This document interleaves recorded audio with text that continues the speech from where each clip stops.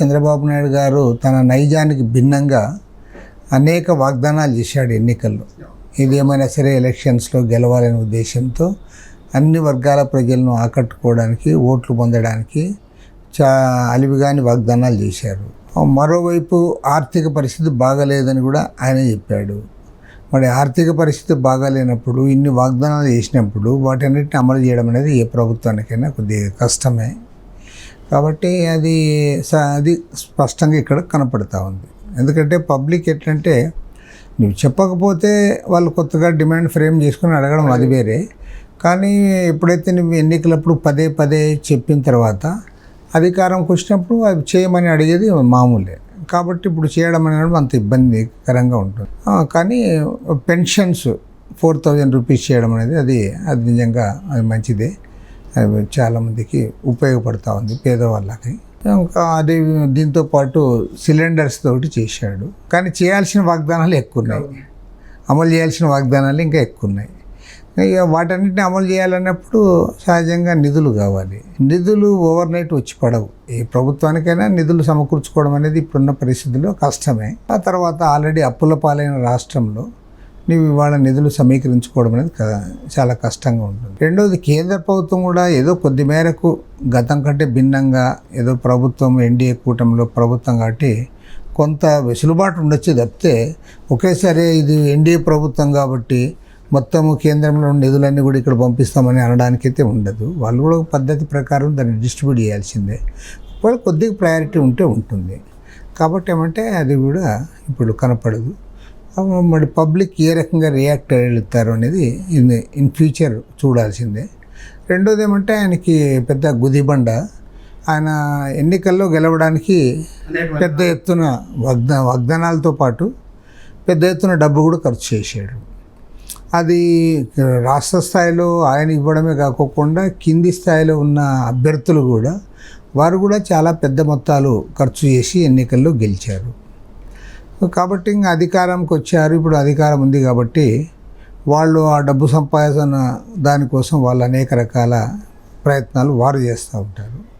తర్వాత వారితో పాటు అధికారంలో ఉన్నటువంటి లేదా అధికార పార్టీకి సంబంధించిన వాళ్ళు కూడా ఇప్పుడు మా గవర్నమెంట్ వచ్చింది, గతంలో మాకు అవకాశాలు లేవు, ఇప్పుడు సంపాదించుకోవాలనే దాంతో వాళ్ళు కొంత. కాబట్టి ఏమంటే ప్రభుత్వానికి ఇప్పుడు వాళ్ళు ఎప్పుడైతే డబ్బు సంపాదనలో కొంతమంది ఏమో చాలా తెలివిగా ఏదైనా వస్తే దాంట్లో చేసుకునే వాళ్ళు ఉంటారు. అది పబ్లిక్ కూడా దాన్ని ఎంత పెద్దగా ఇదనరు. కానీ కొంతమంది ప్రజాప్రతినిధులు అడ్డమైన దాంట్లో కూడా చేయబెట్టడము, ప్రతి దాంట్లో బెదిరించడము, తర్వాత అధికారులతో కూడా బెదిరించి డబ్బులు వసూలు చేయడము, ఇట్లాంటివి చేసేవాళ్ళు ఉన్నారు. అది సహజంగానే ప్రభుత్వానికి కొంత చెడ్డ పేరు రావడానికి అవకాశం ఉంటుంది. అమరావతి రాజధాని అనేది చంద్రబాబు ఏమైనా పూర్తవుతుందంటారు? ఇంకా 100% అవుతుంది, దాంట్లో అనుమానం లేదు. కాన్ఫిడెంట్గా అవుతుంది. ఎందుకు అవుతుందంటే దానికి రీజన్ ఒకటే. ఫస్ట్ ఆఫ్ ఆల్ ప్రభుత్వానికి చిత్తశుద్ధి ఉండాలి.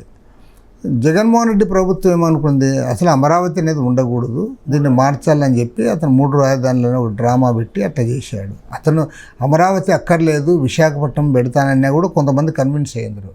అతను ఎప్పుడైతే 3 రాజధానులు ఎందుకు ఉండకూడదు, 3 ప్రాంతాలు, అదేవిధంగా పరిపాలనా రాజధాని ఒకటి, శాసన రాజధాని ఎందుకు ఉంటుంది, శాసన రాజధాని కొద్దిగానే ఉండాలి కదా చెప్తే.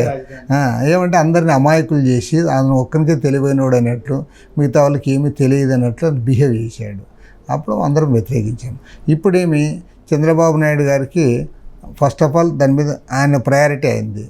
నెంబర్ 2 ఇవాళ వరల్డ్ బ్యాంక్ లోన్ వచ్చింది, హడ్కో లోన్ వచ్చింది, ఏషియన్ డెవలప్మెంట్ బ్యాంక్ లోన్స్ వస్తున్నాయి.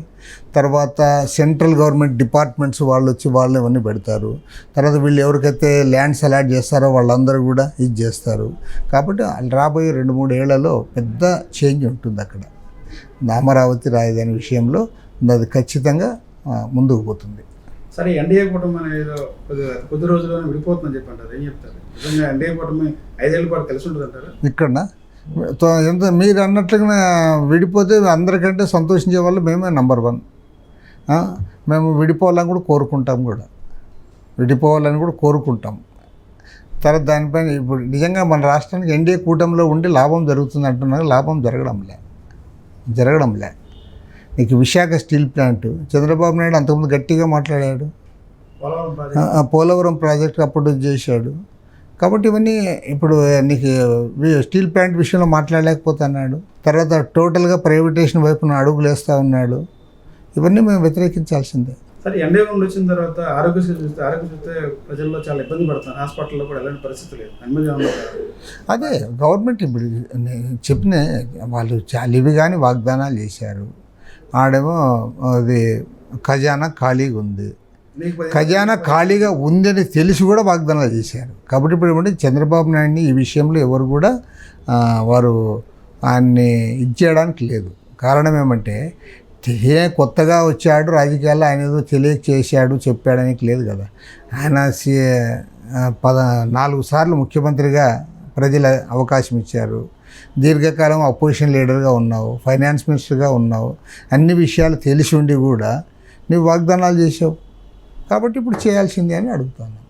గతంలో కాంగ్రెస్ పార్టీ, టీడీపీ ఇప్పుడు వైసీపీ, భవిష్యత్తులో ఉన్న వైసీపీ టీడీపీతో పాటు సిపిఐ వామపక్షాలు అన్న పోటీ ఆ ప్రస్తావన అంత ప్రాతినిధ్యం ఇలా మేము ఆల్ ఇండియా స్థాయిలో ఈ ఎన్డీఏ కూటమికి వ్యతిరేకంగా ఇండియా అలయన్స్ ఒకటి ఉంది. కానీ ఇండియా అలయన్స్లో మధ్య సమన్వయం లేదు సరిగా. దాంట్లో మేజర్ పార్టీ కాంగ్రెస్ పార్టీ అందరినీ కలుపుకొని పోవడంలో కూడా వారు సక్సెస్ కాలేకపోతూ ఉన్నారు. కాబట్టి ఏమంటే ఇవాళ జాతీయ స్థాయిలో ఎన్డీఏకి ప్రత్యేకించి బీజేపీకి వ్యతిరేకంగా కలిసి వచ్చే శక్తులతో కలుసుకోవడానికి అవకాశం ఉంటుంది. అవి ఏ శక్తులు కలుస్తాయి, ఎవరు కలవరు, ఏ పార్టీ కలుస్తుంది అనేది అది మెటీరియల్. బట్ ఇక మేము బీజేపీకి వ్యతిరేకంగా కలిసి వచ్చే పార్టీలతో మేము ఎప్పుడైనా సరే చేతులు కలపడానికి సిద్ధంగా ఉంటాం.